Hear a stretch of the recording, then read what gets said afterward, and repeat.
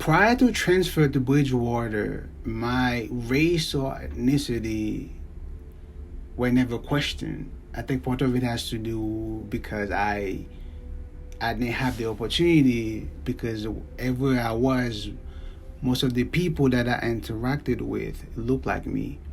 And the church that I go to were mostly people that speak the same languages as me.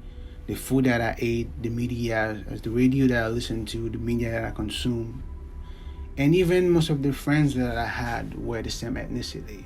Although there were other races or other ethnicity around me, to me they felt like the other, more so the minority around me. Because everywhere I go or places that I was, it seems like most people that look like me.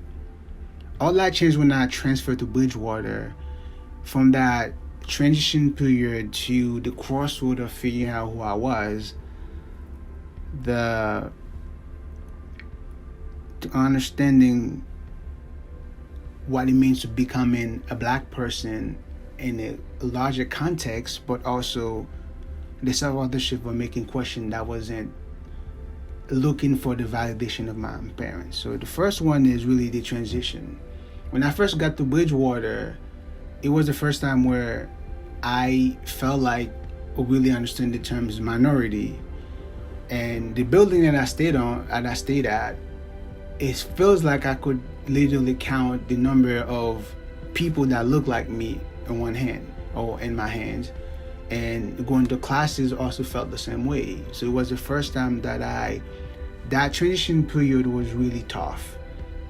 And to make it at the crossroad where it was the first time in my life as well where choices weren't made for me or made by my parents. I make the choices as far as the schedules and the routine that I created wasn't predicated on what my parents was doing. For example, on the Sundays, if my parents were going to church, it wasn't the question if I'm going or not. If they're going, I am going. I'm also going to church. But to realize is that for the first time, I had the choices of whether if I wanted to go or not. But also within that crossroad is the idea of understanding and really explore the idea what it means to be black. And the author talks about the term negrescence, which defined as the process of becoming black. And I think in that aspect for me, the word negrescence remind me of the Haitian word that says neg, which translate as man. And I was becoming a man in an aspect where I wasn't making choices based on of the validation of my parents, but I was making choices that I wanted to make. And negrescence, the process, I was becoming a black person in the environment of it, predominantly exploring the side of being a black person in a predominantly white institution, but also becoming a man, because for the first time I was making choices that I wanted to make without the approval of my parents. But also it's the idea of self-authorship. What I've done as well is, prior to that, my major was business, was because it was something my advisor suggested, and I changed my major to communication because it's something that I wanted to do, not because it was an advice. It's that I chose to do that.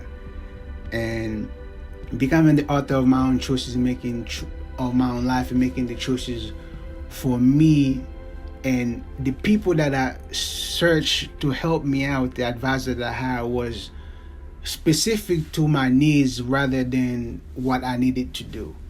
So in all this aspect, to move from that transition to live in an area that was very diverse, to go to a predominantly white institution, to move to that crossroad of figuring out who I was now, not just my ethnicity wasn't questioned, but rather my race in the larger context or society at large. And also to move to becoming the process of becoming a man, but also a black man. And I guess also the most important is the self-authorship of, by the end of that experience, that I made choices that I wanted and not the choices that I thought was best for my parents, but choices that was best for me.